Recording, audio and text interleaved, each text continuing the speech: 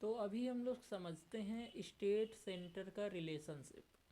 जैसे देखो, स्टेट और सेंटर के रिलेशनशिप में वही है, कभी भी जो रिलेशन होता है ना, दो लोग हैं, इनके बीच में आप बोल सकते हैं या तो ये स्ट्रांग हो सकता है या तो ये स्ट्रांग हो सकता है ना। तो वर्सेस में खेल चलता है। तो अभी अगर इंडिया में बात करें तो वो इज मोर पावरफुल, है ना। तो अभी पहले इसकी न्यूज में क्या था, न्यूज में था कि तमिलनाडु की गवर्नमेंट ने पिछले साल हाई लेवल कमिटी बनाई, जो कि हेड की जा रही थी फॉर्मर, जो हमारे सुप्रीम कोर्ट जज हैं, थे जस्टिस कुरियन जोसेफ। और इस कमिटी का मेन पर्पस था कि स्ट्रेंथ करे स्टेट की ऑटोनॉमी को और फेडरलिज्म को। फेडरल स्कीम इंडिया की क्या है, इंडिया का इसका नेचर कैसा है, तो इंडियन फेडरेशन का जो नेचर है वो है, इंडिया एक यूनियन ऑफ स्टेट्स है, यानी ये यूनियन है स्टेट्स का। और यहाँ पे स्टेट्स के पास कोई राइट नहीं है कि वो सेपरेट हो जाएं, यहाँ से अलग हो जाएं। तो ऐसा कोई राइट नहीं है। यहाँ पे की फीचर्स हैं कुछ अपने फेडरलिज्म के। कई बार आता है क्वेश्चन कि इनमें से कौन सा इंडियन फेडरलिज्म का फीचर नहीं है, तो पहले आपको ये पता होना चाहिए कौन से फीचर हैं। तो उसमें सिंगल कॉन्स्टिट्यूशन है, मतलब यहाँ पे सेंटर और स्टेट है, तो वही एक कॉन्स्टिट्यूशन है जिससे सारे स्टेट भी फॉलो करते हैं। ऐसा नहीं कि यूपी अपना अलग कॉन्स्टिट्यूशन, एमपी अपना अलग कॉन्स्टिट्यूशन बना के चलता हो, ऐसा कुछ नहीं। सिंगल सिटीजनशिप, आप भारत के नागरिक हैं, ना कि आप ये बोलेंगे हम उत्तर प्रदेश के नागरिक हैं, आप मध्य प्रदेश के नागरिक हैं, ऐसा नहीं हो सकता। आप केवल भारत के नागरिक हैं, सिंगल सिटीजनशिप है, भले आप चाहे जहाँ रहें। इंटीग्रेटेड जुडिशरी, यानी कि आप देखेंगे कि भले डिस्ट्रिक्ट लेवल पे कोर्ट हैं, हाई कोर्ट हैं स्टेट लेवल पे, लेकिन एपेक्स में आप देखेंगे तो सुप्रीम कोर्ट, यानी कि इंटीग्रेटेड है और हर एक केस यहाँ पर इंटीग्रेट करता है। ऑल इंडिया सर्विसेज हैं, यूपीएससी हो गया, है ना।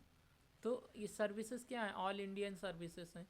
इलेक्शन कमीशन सिंगल है यहाँ पे, हाँ स्टेट लेवल पे जो होते हैं बेसिकली लोकल लेवल के पंचायत वगैरह के इलेक्शन के लिए होते हैं, लेकिन चाहे वो स्टेट के इलेक्शन हो चाहे आपके नेशनल लेवल के, उनको कौन कंडक्ट कराता है, एक ही इलेक्शन कमीशन, जो कि आप सिंगल बोलेंगे, है ना। स्ट्रांग यहाँ पे आपको सेंटर देखने को मिलता है जब हम इंडिया की बात करते हैं।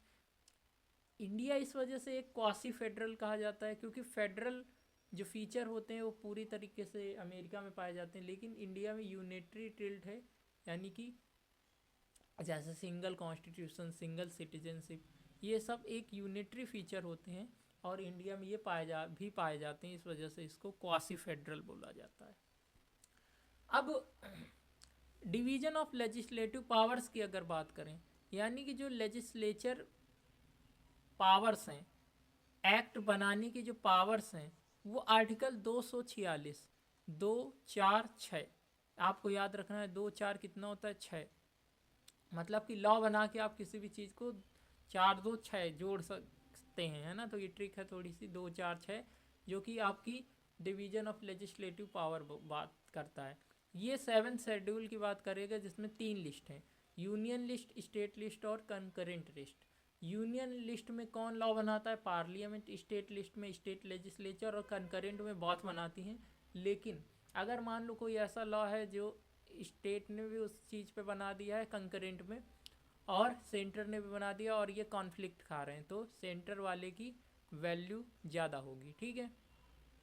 अब जैसे यूनियन लिस्ट के कुछ एग्जांपल हैं, जैसे डिफेंस हो गया, फॉरेन अफेयर्स हो गया, बैंकिंग हो गया, ये सब आपका यूनियन लिस्ट का पार्ट है। स्टेट लिस्ट में आपका पुलिस हो गया, पब्लिक ऑर्डर हो गया, एग्रीकल्चर हो गया, ये आपका स्टेट लिस्ट का पार्ट आता है। इसके अलावा कंकरेंट लिस्ट में आप एजुकेशन देखेंगे, फॉरेस्ट देखेंगे, मैरिज देखेंगे, ये सब आपके जो आते हैं कंकरेंट लिस्ट में। तो EFM, AFM, है ना, एजुकेशन और आपका फॉरेस्ट और आपका मैरिज जो आता है वो कंकरेंट लिस्ट का पार्ट है। तो अगर कन्फ्लिक्ट होता है तो यूनियन लॉ प्रिवेल करता है, ये बोल रहा है आर्टिकल 254। कैसे याद रखोगे? देखो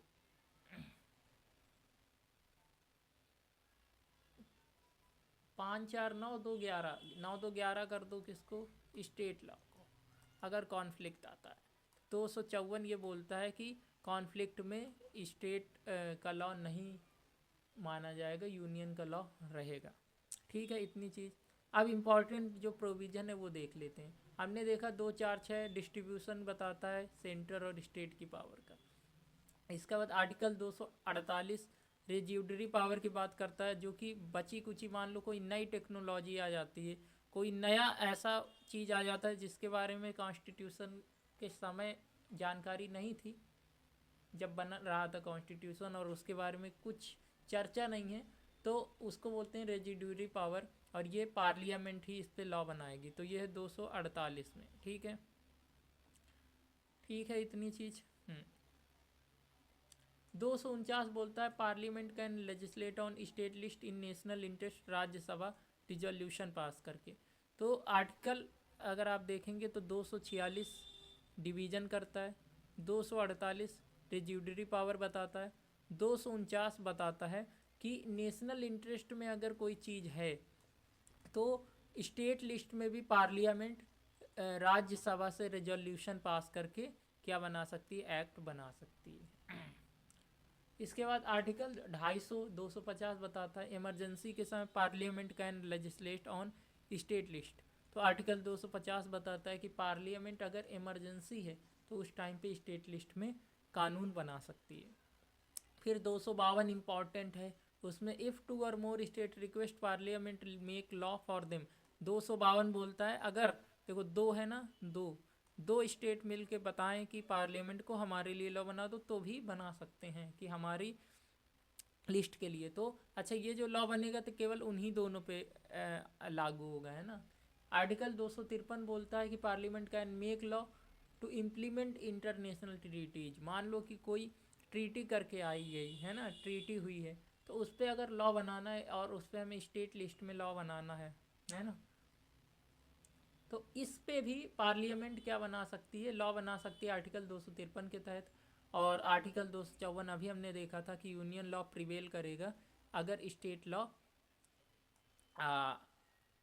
से कॉन्फ्लिक्ट होता है आर्टिकल कॉन्करेंट लिस्ट में। तो इस तरह से एक बार इनका रिवीजन कर लेते हैं। 246 बेसिकली बात करता है डिस्ट्रीब्यूशन की, 248 बात करता है रेजिड्यूरी पावर की, 249 बात करता है नेशनल इंटरेस्ट के लिए राज्यसभा रिजोल्यूशन पास करके किसी भी स्टेट लिस्ट में एक्ट बना सकती है। 250 बात करता है इमरजेंसी की, इमरजेंसी के समय पार्लियामेंट लॉ बना सकती है।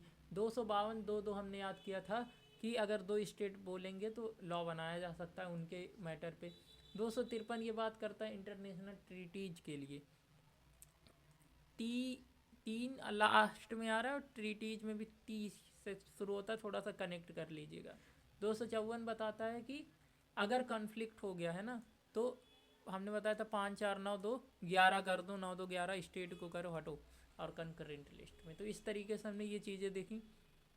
अब हम बात करते हैं कॉन्स्टिट्यूशनल अमेंडमेंट एंड स्टेट्स, यानी कि कई जगह पे हमको देखने को मिलेगा कि स्टेट्स का रेटिफिकेशन बहुत ज़रूरी होता है, जिसमें हम देखते हैं कि 50% स्टेट्स का मतलब ये चाहिए होता है हमको जो रेटिफिकेशन।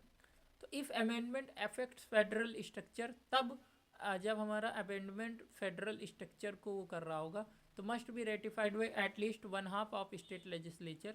जैसे इलेक्शन प्रेसिडेंट का, क्यों? क्योंकि इसमें पार्ट लेते हैं ना एमएलएज, इलेक्टेड एमएलएज पार्ट लेते हैं, इस वजह से यहाँ पे आप बोलेंगे कि अगर इसमें कुछ अमेंडमेंट करना है इलेक्शन ऑफ प्रेसिडेंट के प्रोसीजर में, तो हमको यहाँ पे 1/2 जो लेजिस्लेचर्स के मेंबर होंगे उनका भी बेसिकली रेटिफिकेशन चाहिए, और यहाँ पे सिंपल मेजॉरिटी चाहिए।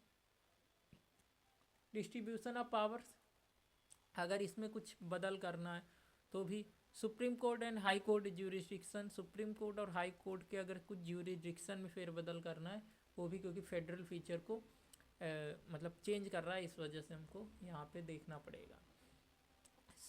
सेंटर और स्टेट के जो इंस्टीट्यूशंस रहे हैं उनको आप देखिए यहाँ पे, इंटर स्टेट काउंसिल 263 बताता है कि इंटर स्टेट काउंसिल की स्थापना जो कि सेंटर और स्टेट के बीच में कोऑर्डिनेशन का काम करेगा। तो इंटर स्टेट काउंसिल 263 है ना, 6 से 3 या फिर कनेक्शन इस तरीके से 6 से 3 दो लोगों के बीच में कनेक्शन कर रहा है ना, तो वो आर्टिकल 263। जोनल काउंसिल क्या है? Create under state reorganisation act 1956 में ये बनाया गया।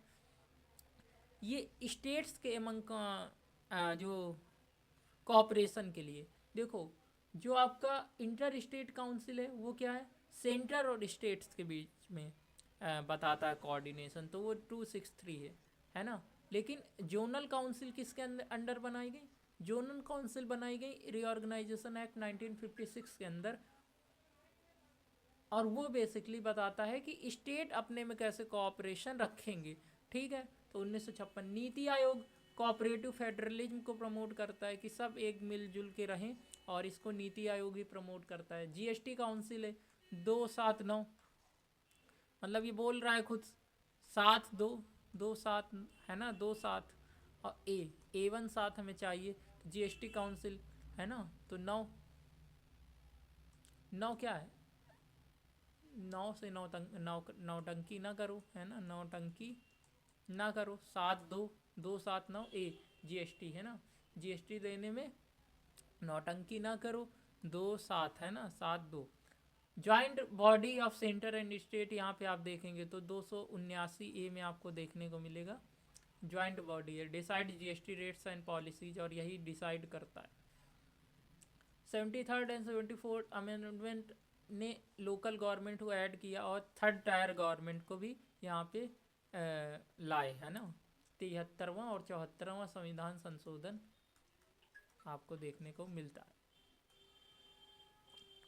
तो इंडिया को क्यों क्वासी फेडरल बोला जा रहा है? क्योंकि यहाँ पे स्ट्रॉन्ग सेंटर है, रेज्यूडरी पावर सेंटर के पास, इमरजेंसी प्रोविजन सेंटर के पास, governor appointed by centre, all India service centre, single citizenship, single constitution, इस वजह से इसको क्वासी फेडरल बोलेंगे।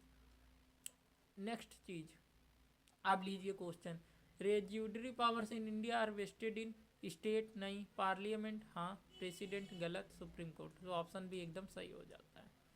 अगला question, article 249 allows parliament to legislate on state list when, कब इमरजेंसी से डिक्लेयर, ये तो 250 में है। प्रेसिडेंट अप्रूवल, ये क्या है? राज्यसभा पास नेशनल, ये सही है। सुप्रीम कोर्ट डायरेक्ट, नहीं। तो जब राज्यसभा पास करती रेजोल्यूशन तो पार्लियामेंट बना सकती, ये है आपका 249 में। जीएसटी काउंसिल हमने बताया था 2 7 नौटंकी ना करो, है ना, टैक्स देने में, तो ये 279 है, सी सही है। विच अमेंडमेंट इंट्रोड्यूस्ड पंचायती राज, 73वां और 74वां, बेसिकली 73वां है ना, तो ऑप्शन आपका सी एकदम सही हो जाता है। In case of conflict between state and union concurrent list, तो स्टेट लॉ नहीं, गवर्नर डिसाइड नहीं, यूनियन लॉ प्रिवेल्स, है ना, तो ऑप्शन सी ये सही हो जाता है। तो इस तरह से दोस्तों हमने ये 5 क्वेश्चन किए। आशा करते हैं आपको ये वीडियो समझ में आई होगी। अगर आपको ये वीडियो पसंद आई तो वीडियो को लाइक करें, इस चैनल को सब्सक्राइब कर लें, शेयर करें उनके पास जिनको इस वीडियो की ज़रूरत है। चलिए आपसे अगली वीडियो में मुलाकात होगी, तब तक के लिए धन्यवाद।